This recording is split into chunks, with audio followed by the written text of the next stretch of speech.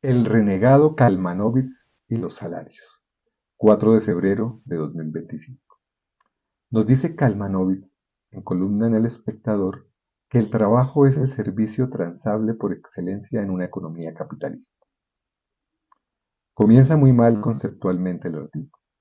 Se nota que el paso del tiempo y su orientación hacia otros intereses le hizo olvidar el ABC del capital.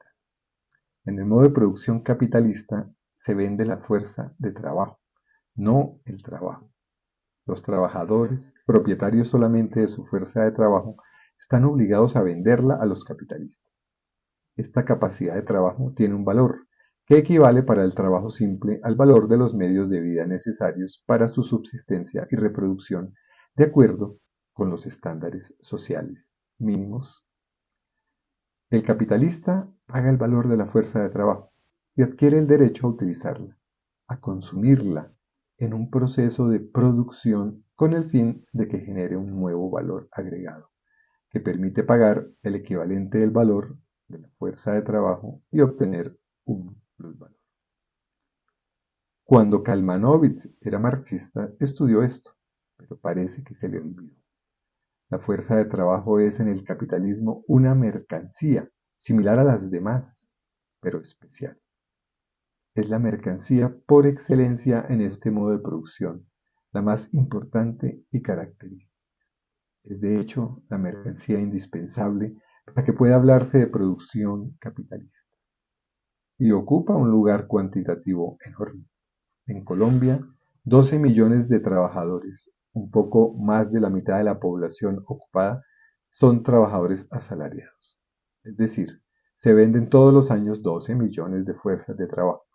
Estos 12 millones elaboran todo el valor agregado capitalista, que representa un poco más del 75% del total, y produjeron 972 billones, de los cuales cerca de 454 se destinaron a las remuneraciones de los asalariados y 517 al excedente de los capitales. Es muy importante esta mercancía en el capitalismo. Tiene la virtud de generar permanentemente un enorme excedente. En la conciencia cotidiana de los trabajadores, los capitalistas, los economistas marginalistas, el código de trabajo y de los economistas marxistas renegados, se piensa que se paga el trabajo. El salario es la expresión mistificada, ocultadora de la relación esencial. Si se pagara el trabajo, ¿cómo podría generarse un excedente? Nos dice Kalmanovitz que el salario promedio es un factor determinante de la riqueza nacional, pero no nos explica cómo es dicha determinación. Continúa afirmando que en la historia de las teorías económicas hubo una fase en la que el trabajo se tomó como patrón de medida y las teorías económicas de entonces se basaron en él. Adam Smith, David Ricardo y Carlos Marx compartieron la teoría clásica del valor basada en ese patrón de medida. Parece que también olvidó sus estudios de doctrinas económicas. Smith en su investigación mezcla el objetivo de descubrir las causas reales del valor con la finalidad práctica de encontrar un patrón de medida invariable, lo cual lo condujo a un dualismo metodológico y a serias contradicciones. Ricardo, por su parte, rechazó la posibilidad de encontrar un patrón de medida invariable, lo mismo que Marx. Una cosa es explicar qué determina la magnitud de valor de una mercancía y otra precisar el patrón para medirlo. Marx reconoció y valoró el aporte de los economistas clásicos, en particular Smith y Ricardo, pero observó claramente que entre ellos había notorias diferencias. Basta con leer a Ricardo para encontrar varias críticas de fondo a la teoría del valor de Smith. Pero además, Marx no suscribió la teoría clásica del valor, que Kalmanovitz no nos dice cuál es, como si hubiera una común a estos tres autores. Por el contrario, realizó una crítica a fondo de las teorías de Smith, de Ricardo y de otros. Mostró lo que consideraba sus vacíos y sobre todo evidenció sus limitaciones de fondo. Esto se encuentra expuesto en el capítulo 1 del tomo 1 del Capital, además de con mucho más detalle en teorías sobre la plusvalía y en la contribución a la crítica de la economía política de 1859. La lectura de un texto antiguo como el de Rubin de 1928 o reciente como el de Michael Heinrich de 1999, La ciencia del valor, le hubiera evitado hacer afirmaciones tan imprecisas. Después de confundirnos con relación a la teoría del valor, Kalmanovitz aborda la teoría del plusvalor. Nos dice que la ganancia era definida por la diferencia, lo que producía el trabajo y el de la canasta de bienes requeridos para la reproducción de los trabajadores que se compraban con el salario. En esta frase falta una palabra para hacerla inteligible y modificar otra. El plusvalor se define como la diferencia entre el valor producido por los trabajadores y el valor de la fuerza de trabajo. El plusvalor es el concepto teórico general, la relación esencial que permite comprender las categorías superficiales como el salario, la ganancia, el interés, la renta y otros. Y remata Kalmanovitz diciendo que se trataba de una teoría de la explotación. Esta teoría es propia de Marx, no de los economistas clásicos. Kalmanovitz no profundiza en el asunto, pero nos informa a continuación que a finales del siglo XIX la teoría del valor trabajo fue reemplazada por el marginalismo, que tomó el precio del mercado como el patrón de medida sin indagar el sustrato en que se basaba. Aquí parecería que Kalmanovitz está de acuerdo con la teoría de los clásicos y hace un comentario crítico a los marginalistas.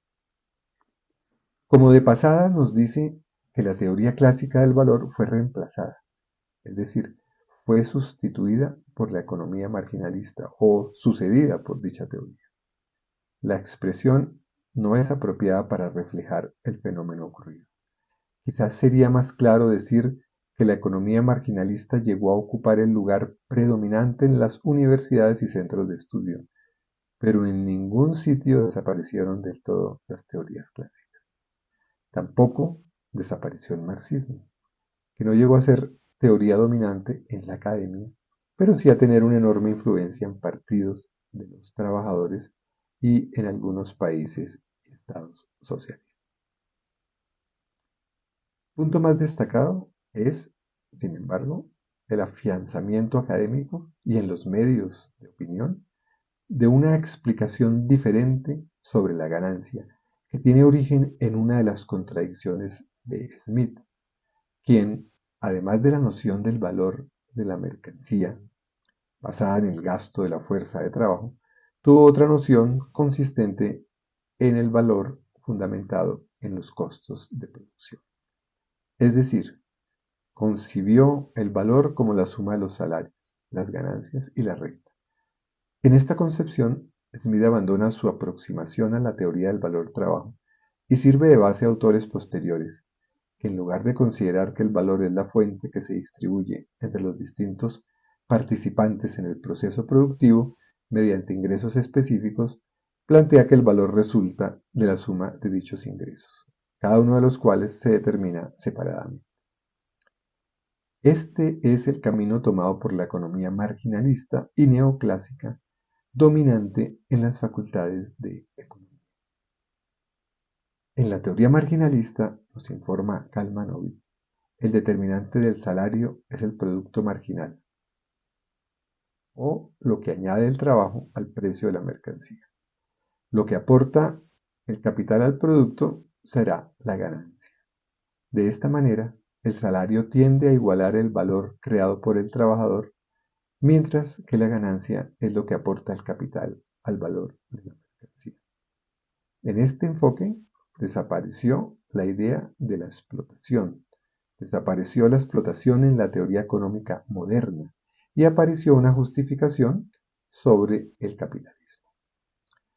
Aquí se encuentra lo más interesante del artículo de Kalmanovitz, el planteamiento de la contraposición entre una teoría que plantea que existe explotación de los trabajadores y otra teoría que sostiene que cada factor de producción recibe lo que aporta, situación en la cual no existe explotación. Kalmanovitz no dice explícitamente en cuál de las dos teorías se inscribe, pero parecería que considera mejor la de los marginalistas. Una afirmación en un párrafo posterior apunta en este sentido, cuando al comentar los incrementos reales del salario mínimo en varios países de América Latina, dice que el aumento más generoso fue el de Colombia, pero con la plata de los empresarios.